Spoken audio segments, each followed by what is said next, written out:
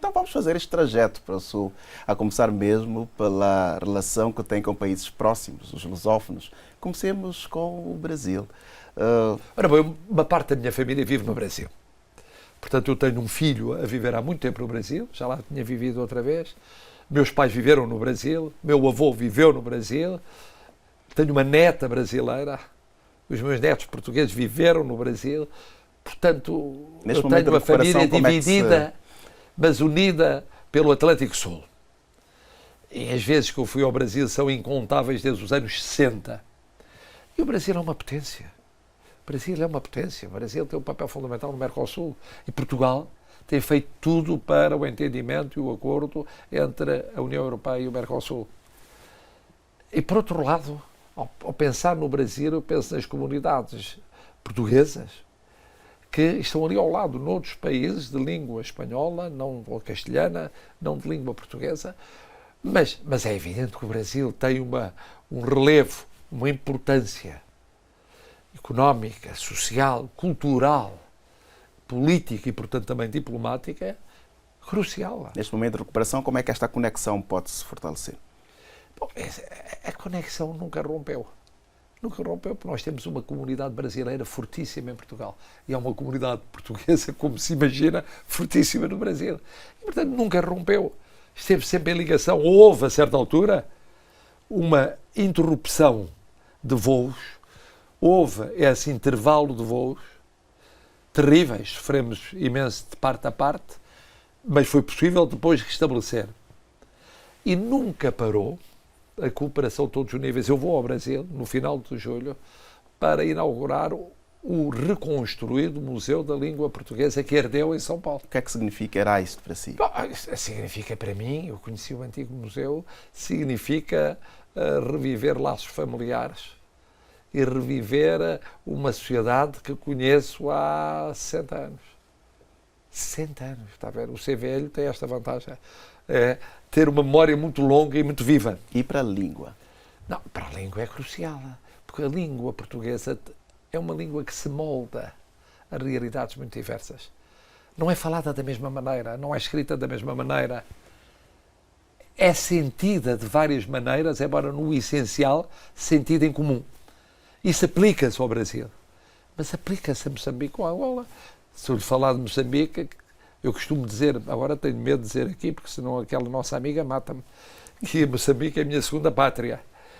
E no entanto, não tenho lá família. Tenho família em Angola, tenho família no Brasil, mas vivi tão intensamente a vida em Moçambique, em termos familiares também, noutros tempos, e tenho tantos alunos espalhados por essas várias sociedades e países irmãos e colegas e amigos, que realmente Moçambique está sempre no nosso pensamento. E, por exemplo, quando Moçambique consegue sucessos, como aconteceu, em termos de uma resolução de problemas que tinham existido durante anos, em termos de integração constitucional e de vivência política, foi uma grande alegria para todos nós. Mas é um desafio. Como é agora, uma razão...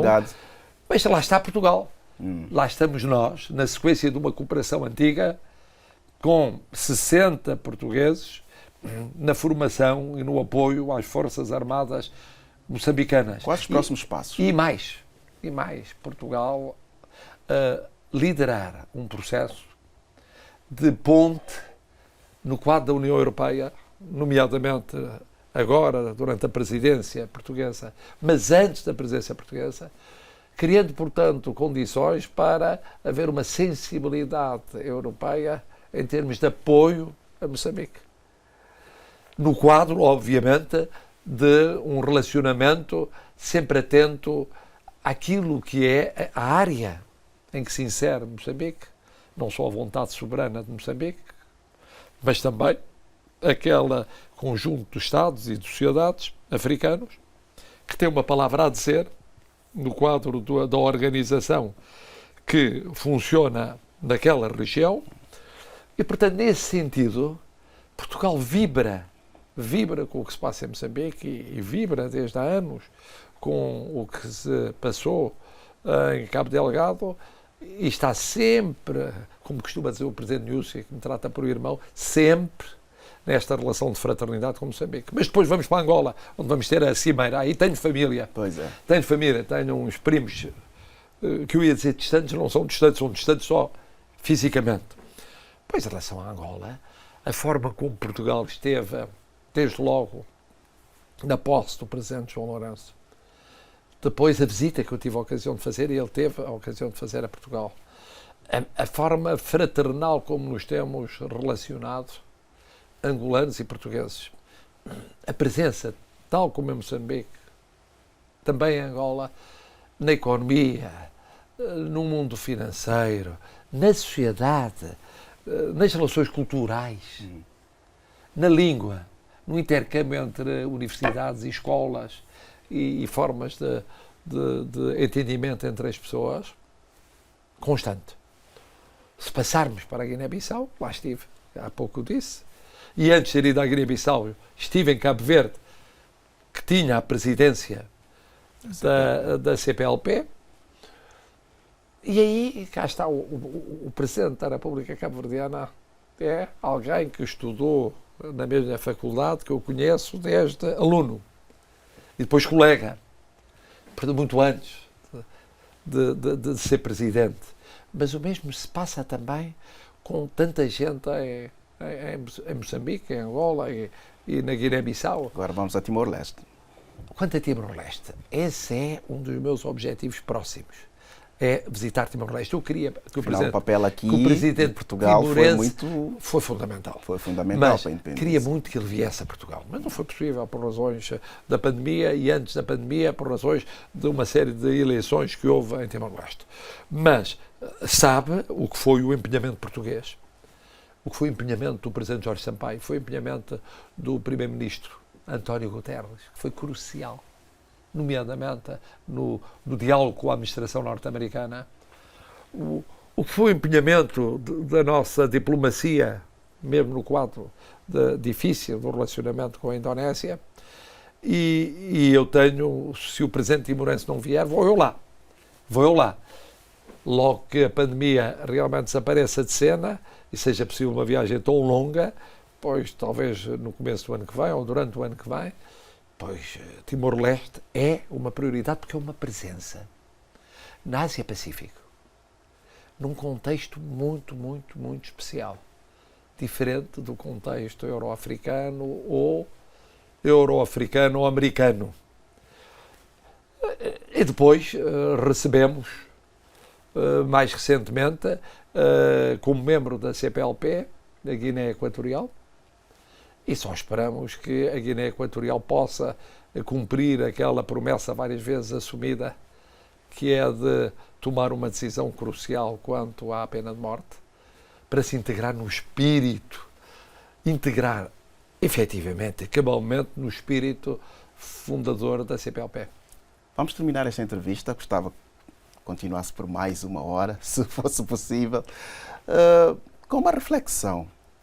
Estamos aqui a falar da importância, por exemplo, do português. Corrigir o seguinte, não falei do povo irmão de São Tomé e Príncipe. É verdade. Bom, São Tomé e Príncipe, ainda hoje prometia, vai haver eleições, lá irei à posse do Presidente de São Tomense, mas por lá passei tanto.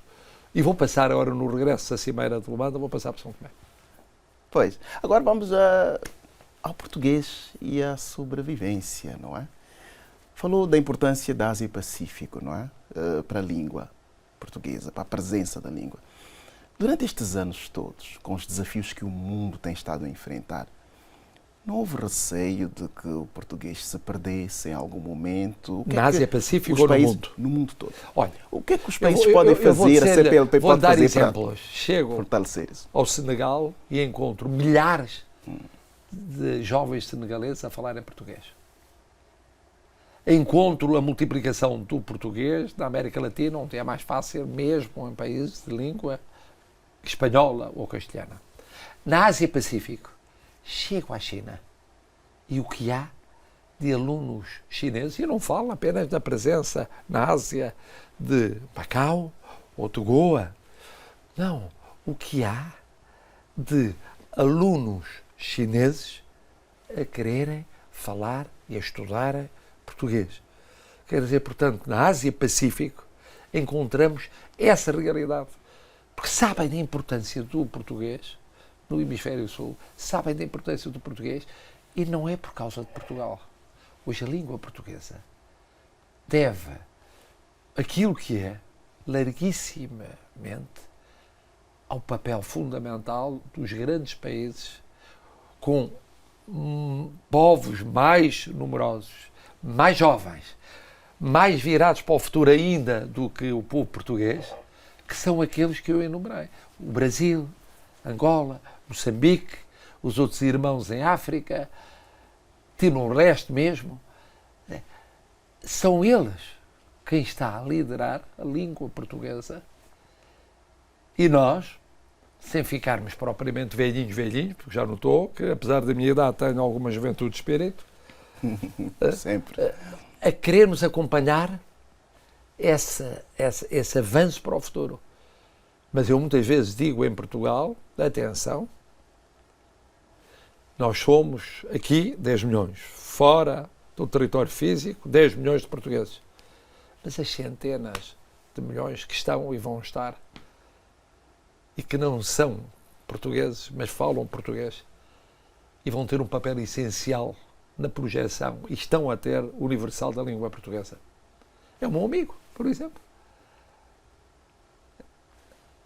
O meu amigo e os seus irmãos de pátria, de minha segunda pátria e de outras pátrias que temos em comum a mesma língua, verdadeiramente os líderes mais jovens e, porventura, os mais eficazes da projeção da língua portuguesa. Vai voltar agora para Portugal, para um Portugal que vai abrir para a reconstrução depois da pandemia? Já começou, já recebemos da Presidente da Comissão Europeia a aprovação lá do Plano de Recuperação e de Resiliência. Quer dizer que a partir de agosto começaremos um percurso difícil, que vai demorar anos, que não é apenas de recuperação pontual de remendo, é de abertura de vias de futuro.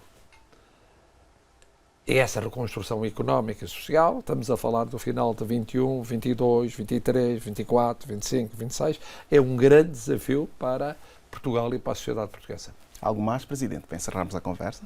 Não só dizer que cá estaremos, se tudo correr bem e se houver essa oportunidade em setembro, a verificar como o secretário-geral António Guterres começou em força aquilo que será um grande mandato.